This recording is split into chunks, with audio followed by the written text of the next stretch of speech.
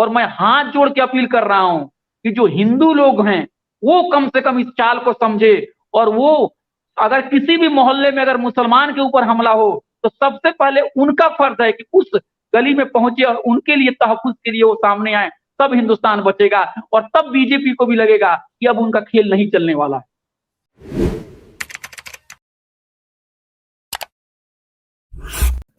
Doctor Abhay Kumar साहब, अगर हम हिंदुस्तान के मौजूदा दौर को देखें, जब धार्मिक ऑर्गेनाइजेशन जो है, मजहबी तंजीमें बहुत ज्यादा एक्टिव है, फाल है, उनको हर मामले में आगे बढ़ाया जा रहा है, उनके मन में जो आ रहा है बोल रहे हैं और कोई उनकी गिरफ्त नहीं हो रही। एक दौर ऐसा था जब पाकिस्तान में भी कुछ ऐसा ही हो रहा था, वहां की जो रिलीजियस ऑर्गेनाइजेशन है उनका बहुत ज्यादा गलबा था, सरकार को चैलेंज करने लगे थे। और जब वहां ऐसा हो रहा था तो वहां की सरकार भी बहुत बेबस हो गई थी, फिर सरकार ने काबू किया, कंट्रोल किया, अवाम ने भी उनका विरोध किया। और इस वक्त पाकिस्तान में मजहबी जमातों का कम से कम कब्जा नहीं है, कंट्रोल नहीं है। हिंदुस्तान में ऐसा ही हो रहा है, मजहबी ऑर्गेनाइजेशन बहुत ज्यादा आगे बढ़ रही है और सीधे सीधे दूसरे मजहब के खिलाफ जो जुबान इस्तेमाल की जा रही है, वो हिंदुस्तान नहीं दुनिया भर में उस पर अफसोस जताया जा रहा है। क्या इस तरह की जो चीजें हैं, क्या इससे बीजेपी को भी हकीकत में फायदा पहुंच सकता है, या बीजेपी के लिए भी ये कुछ आगे चल के नुकसान का सबब बनेगा? क्योंकि बीजेपी भी चाहेगी कि हिंदुस्तान में एक ऐसी सरकार बने जो मजबूत हो, दुनिया जिसको तस्लीम करे। बीजेपी बार बार कहती है कि हमें हिंदुस्तान को सुपर पावर बनाना है, खित्ते का ताकतवर मुल्क बनाना है। लेकिन अगर इस तरह की तंजीमें आएंगे, इस तरह के लोग आएंगे, तो क्या आपको लगता है कि हिंदुस्तान और आगे बढ़ेगा या कम होगा इसका असर और रसूख?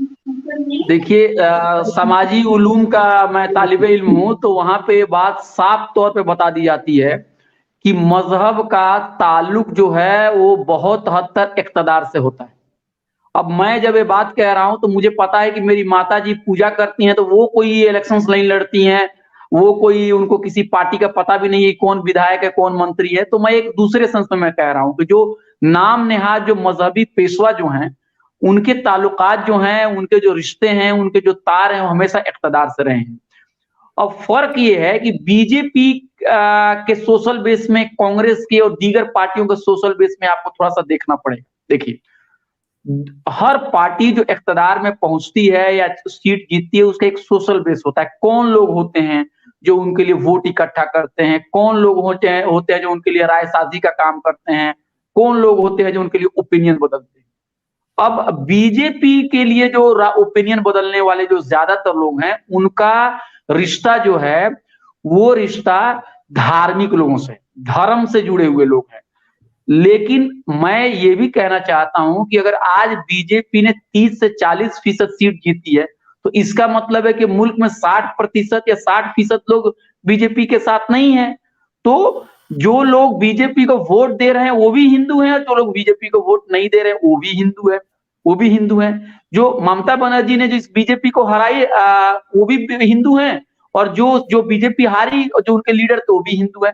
कहने का मतलब ये है कि हिंदू इक्वल टू बीजेपी, ये देश में सूरत हाल नहीं है। हाँ, हुआ ये है कि बीजेपी हमेशा ये कोशिश करती है कि Hindu is equal to BJP and Muslim is equal to Congress या कोई लेफ्ट पार्टीज या कोई समाजी इंसाफ की पार्टी या कोई सेकुलर पार्टी, ऐसा उसका हमेशा प्रोपेगेंडा है। ये आप तो कल तो उनका अमित शाह ने तकरीर में कह दिया कि जी निजाम एक योगी का निजाम है जो लॉ एंड ऑर्डर है, दूसरा अखिलेश यादव का निजाम है जिसमें एन से मतलब नसीमुद्दीन सिद्दीकी, ए से मतलब आजम खान, जेड से मतलब फला फला कर दिया उन्होंने। कल जी अपने तो भाषण ही बता जी दिया। तो वो पूरी कोशिश और ये करते हैं मुसलमानों को क्योंकि खुद शिकायत है अखिलेश यादव से कि मुसलमानों के मुद्दों पर बोल नहीं रहे, चुपचाप है। गुप्ता जी का इनकाउंटर होता है, उनका इनकाउंटर होता है, पहुंचते हैं, 20-20 लाख का मुआवजा होता है, मुसलमानों का मामला होता है, चुपचाप घर में बैठे रहते हैं, ज्यादा ज्यादा अपने माइनॉरिटी सेल के किसी लीडर को भेज देते हैं।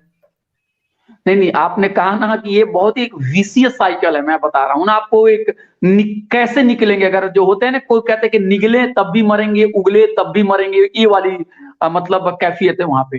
तो बीजेपी का जो सोशल बेस है वो ऐसे पॉलिटिशियंस हैं जो धर्म की जो चादर है उसको ओढ़ के समाज में मुतहर्रिक है, हर जगह काम कर रहे हैं। अब देखिए, सोशल मीडिया पे मैं आजकल क्या देख रहा हूँ, एक दो ऐसी वीडियो मेरे पास भी तैरती तैरती आ गई। उसमें क्या था, राम को जो लाए हैं कुछ इस तरह से, मुझे तो गाना आता नहीं, राम को जो लाए हैं हम उनको यूपी में लाएंगे। सुन लीजिए, अब अजीब कहानी है। राम को अगर मान लीजिए अगर मजहबी नुक्ते नजर से भी देखा जाए तो श्री रामचंद्र जी का जन्म पता नहीं हजारों साल करोड़ों साल पहले की बात है। अगर वो भगवान है तो हम गिन भी नहीं सकते हैं। उनको लाने वाले कौन लोग हैं, मुझे समझ में नहीं आ रहा कि ये कोई इंसान कैसे भगवान को ला सकता है। अगर रामचंद्र जी भगवान है तो खुद ब खुद आए, भगवान ने हमको पैदा किया, लेकिन ये लोग क्या कर हमने लाया। अरे भाई, ये कौन से लोग हैं जो भगवान को ही पैदा, भगवान ने इंसान को पैदा किया, ये कौन से शैतान लोग घूम रहे हैं जो कह रहे हैं कि हमने भगवान को लाया और इसलिए आप तुम मुझे वोट कर दो। अब जरा सोचिए, खालिक कौन है? खालिक तो खुदा है ना भाई, खालिक तो अल्लाह है, परमेश्वर है। यही लोग खालिक बन गए हैं और जो मखलूक है, जो क्रिएटेड है, उसी को उन्होंने गॉड बना दिया। तो ये तो इनकी मजहब की समझदारी है। लेकिन मैं ये नहीं कह रहा हूं कि ये लोग कोई इनके पास अक्ल नहीं है, इनके पास शऊर नहीं है। ये जानबूझ के जज्बात में लोगों को डुबोना चाहते हैं और लोगों से धर्म के नाम पे वोट लेना चाहते हैं। तो मैं यही कहना चाहता हूं कि मेरे दोस्त, जो भी गैर मुस्लिम मेरे भाई इस प्रोग्राम को देख रहे हैं, या वो उनसे मेरी गुजारिश है कि दोस्तों, ये मसला सिर्फ हिंदुस्तान के मुसलमानों का नहीं है। अगर इस मुल्क में तबाही, बर्बादी, बदअमनी, फितना अगर पैदा होगा, तो अगर 70 से 80% अगर इस देश में हिंदू हैं, तो 70 से 80% भी नुकसान इस देश में हिंदू का ही होगा। तो ये क्यों नहीं ये लोग समझ रहे हैं। और भारत में हिंदुस्तान और मुसलमान का, हिंदुस्तान का और हिंदू का और मुसलमान का कोई झगड़ा ही नहीं है। मिडिल ईस्ट में, आधे उस्ता में, मगरबी एशिया में, ईरान में और आपको अरब में सबसे हमारे ताल्लुकात बेहतर हैं। सब लोग हमारी मदद करते हैं और सबसे हमारा ट्रेड बढ़ रहा है। हमें क्या लेना है भाई मुसलमान से। और जो मुस्लिम ममालिक है, अमूमन उन्होंने भारत का साथ दिया है। कोई हमें तेल दे रहा है तो किसी इलाके में जाके हिंदुस्तान के लोग काम कर रहे हैं, वहां से रिमिटेंस आ रहा है। हिंदुस्तान के मुसलमानों से प्रॉब्लम है ना, बाहर के मुसलमानों से उनकी दोस्ती है। हिंदुस्तान के मुसलमानों से मोदी जी टोपी उनके हाथ से नहीं पहनते, गले नहीं मिलते हैं। सऊदी अरब में जाके शेख से गले मिलते हैं। लेकिन तो प्रॉब्लम हिंदुस्तान के मुसलमानों से है ना। कालिदास के बारे में हम लोगों ने सुना है, पता नहीं ये कहां तक बात सही है। कालिदास के बारे में हमने सुना है, ऐसे ही लोग कहते हैं। मैंने तो मेरा कोई डायरेक्ट मुताला नहीं कि कालिदास साहब जिस दिन जिस डाल पे बैठे हुए थे, उसी डाल को काट रहे थे। बाद में उनको वहीं से एक शऊर पैदा हुआ और इतने बड़े हिंदुस्तान के एक बहुत बड़े अजीम से अजीम तर इतने बड़े वो शायर बने, इतने बड़े वो कवि बने। तो ये जो लोग हैं ना, इनका दिमाग जो है ना, पता नहीं मैं क्या करूं। मुझे हिंदुत्व के लोग कोई मुझे इस काबिल नहीं समझते कि मुझसे कभी बात करे। लेकिन मैं उनसे पूछूंगा कि तुम कैसे किसी गांव के अंदर में 80% हिंदुओं को तुम सिक्योरिटी दे सकते हो, जहां पर तुम 20% मुसलमानों के घर में आग लगा दो। मुझे समझ में नहीं आ रही है बात। इसकी तो मिसाल भी मौजूद है ना, 1984 का दंगा तो दुनिया ने देखा ना। सिखों को इसी दिल्ली में चुन चुन करके मारा जा रहा था, सब लोग तमाशा देख रहे थे। तो उसके आप बाद ये चुनाव बताइए, हुआ नहीं तो नहीं आप कांग्रेस को भी बताइए। फुल मेजोरिटी मिल गई। तो लोग तो जानते देख चुके हैं। लेकिन एक बात सुनिए, अभी अभी मेजोरिटी। दंगा हुआ, अभी त्रिपुरा में गया था, पूरे मोहल्ला में 30-40 घर मुसलमानों का, फुल मेजोरिटी हिंदुओं की है। ठीक है, मस्जिद को चुन करके उन्होंने आग लगा दिया। दिल्ली दंगा सबने सामने देखा। शिव विहार में एक गली में 10 घर है, 2 घर मुसलमानों का, बकिया घर गैर मुस्लिमों का। जो सिर्फ 2 घर मुसलमानों का था और बाहर से कोई अलामत नहीं थी। अब जाएंगे बिल्कुल नहीं पता चलेगा कि कौन श्याम शर्मा का घर है, कौन अब्दुल हसन का घर है। एक जैसे घर है, लेकिन जो अब्दुल हसन का घर था उसको लूटा गया, उसमें आग लगाई गई। जो श्याम का घर था बिल्कुल महफूज था। हाँ, जिस घर पे मुसलमानों ने बाहर से लिख दिया श्याम शर्मा, तो शायद वो घर भी महफूज हो गया। तो मिसालें मौजूद है। आप कैसे कह देंगे कि नहीं नहीं 30% नहीं मुसलमान को अगर मारा जाएगा तो 80% नहीं, को मैं भी दूसरी खतरा बात, लायक होगा। देखिए मैं जो कह रहा हूं, मेरा मतलब ये है कि एक सबसे पहली बात तो हम लोग को ये बात सोचनी पड़ेगी कि जमहूरियत जो है, जो जिसको हम डेमोक्रेसी कहते हैं, वो पूरी दुनिया में अब अभी सबसे मकबूल तरीन सिस्टम है गवर्नेंस का। जो हुकूमत चलाने का सबसे बेहतरीन तरीका जो अभी हमारे पास ह्यूमन मतलब जो लाइफ है, जो मतलब ह्यूमैनिटी है, जो वर्ल्ड है, उसमें है। ठीक है, लेकिन एक बात सुनिए कि जमहूरियत को कभी भी उस तरह से अगर आप समझ लेंगे कि जमहूरियत के अंदर में दिक्कत नहीं है, तो आप कभी भी जमहूरियत को अपने मुल्क में नहीं ला पाएंगे। और ये बात सिर्फ कोई मतलब बाबा साहब अम्बेडकर ने भी ये बात कही है कि जब आप हुकूमत 51% वोट से बना लेते हैं, यानी 50 से एक ज्यादा वोट अगर किसी ने दे दी, उसकी जब सरकार बन जाती तो इसका ये मतलब नहीं है कि 49 लोग 49 लोग जो बकिया बच गए वो बिल्कुल लाशऊर हैं, उनको कुछ समझ में नहीं है, बिल्कुल बेकार हैं, उनको रद्दी के टुकड़े में फेंक दीजिए। इसीलिए भीमराव अंबेडकर ने एक बात कही थी कि कभी भी कोई भी लोकतंत्र जमहूरियत कामयाब नहीं हो सकता जब तक अकलियत, दोस्त मेरे, अकलियत का मतलब सिर्फ मुसलमान नहीं, जो माइनॉरिटी लिसानी तौर पे, मजहबी तौर पे, सोच के तौर पे, इलाकाई किसी भी तौर पे अगर अकलियत के जो एस्पिरेशन है अगर आपने उसका एहतराम नहीं किया तो सिस्टम नहीं चल पाएगा। ये बात भीमराव अंबेडकर ने कही और ये डेमोक्रेसी की सबसे बड़ी डेफिनेशन है। उन्होंने कहा कि हुकूमत साजी जो है ठीक है, जिसने 51 लाया उसकी सरकार बन जाएगी, लेकिन जो 49 हुए उनका भी कोई ये बिल्कुल वो जीरो हो गए, सिफर हो गए, ये नहीं चल सकता है। लेकिन ये सरकार क्या कर रही है, 49 को जीरो करने की कोशिश कर रही है, 49% को। ये नहीं होगा।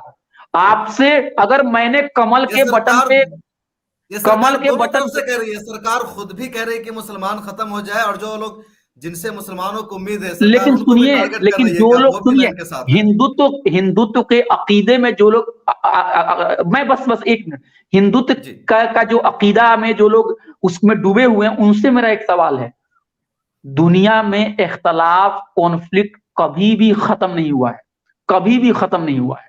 अगर शांति, प्रेम, अमन के साथ आप रहना चाहते हैं तो उस इख्तलाफ को आप कम कर सकते हैं। अगर उनको लगता है कि हिंदुस्तान के रुए जमीन से मुसलमानों को बिल्कुल एक बटन की तरह दबा देने से पूरे मुसलमान गायब हो जाएंगे, तो हिंदुस्तान में अगला झगड़ा जो होगा, हिंदुस्तान में जो अगला झगड़ा जो होगा, हिंदुस्तान का जो अगला झगड़ा होगा वो कोई और होगा। यानी झगड़ा कभी खत्म नहीं होगा। हमें प्यार और मोहब्बत से काम लेने की जरूरत है। इसलिए मुसलमान अगर समंदर में उनको डुबा भी दिया जाए तब भी हिंदुस्तान सोने की चिड़िया नहीं बनने जा रही है। उसी तरह जहां पे मुसलमानों की 99% आबादी है वो भी सोने की चिड़िया नहीं है।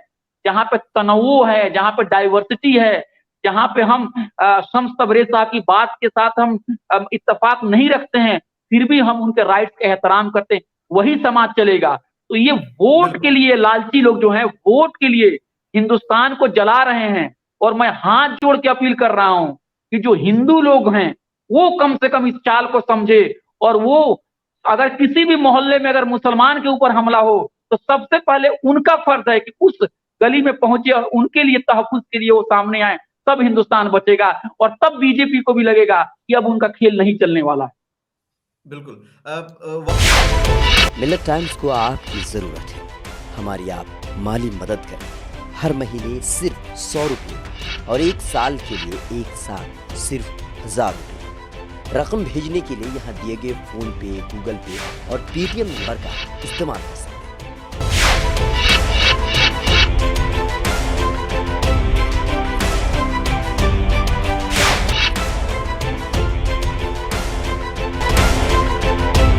हमारी वीडियोस देखने के लिए बेहद शुक्रिया। मिल्लत टाइम्स की खबरें पढ़ने, सुनने और देखने के लिए गूगल प्ले स्टोर से ऐप डाउनलोड करें। यहां आप उंगली की क्लिक में पढ़ सकते हैं 4 जबानों में न्यूज़, उर्दू, हिंदी, अंग्रेजी, बंगला। आप ऐप पर मिल्लत टाइम्स की वीडियोस भी देख सकते हैं। अगर आप YouTube पर देख रहे हैं तो रेड बटन को दबाकर चैनल को सब्सक्राइब करें और बेल आइकन ज़रूर दबाएं। फेसबुक पर देख रहे हैं तो पेज को लाइक और फॉलो ज़रूर करें। ट्विटर और इंस्टाग्राम पर भी मिल्लत टाइम्स को फॉलो करें। मिल्लत टाइम्स की स्टोरीज हासिल करने के लिए टेलीग्राम और व्हाट्सएप पर बराह रास्त हमारे साथ जुड़ सकते हैं। हमारे काम से आप मुतमईन हैं तो इसे जारी रखने और मजबूत बनाने के लिए हमें सपोर्ट करें। स्क्रीन पर दिख रहे और डिस्क्रिप्शन में दिए गए अकाउंट नंबर पर मिल्लत टाइम्स को अपनी रकम भेज सकते हैं। अगर आपके इलाके का कोई मामला है, आपकी मसाइल को मीडिया में जगह नहीं दी जा रही है तो हमें ईमेल करें या व्हाट्सएप पर मैसेज करें। हम उठाएंगे आपकी आवाज़। मिल्लत टाइम्स मतलब मजलूमों की आवाज़, नफरत के खिलाफ जंग, फर्जी खबरों से निजात। www.millattimes.com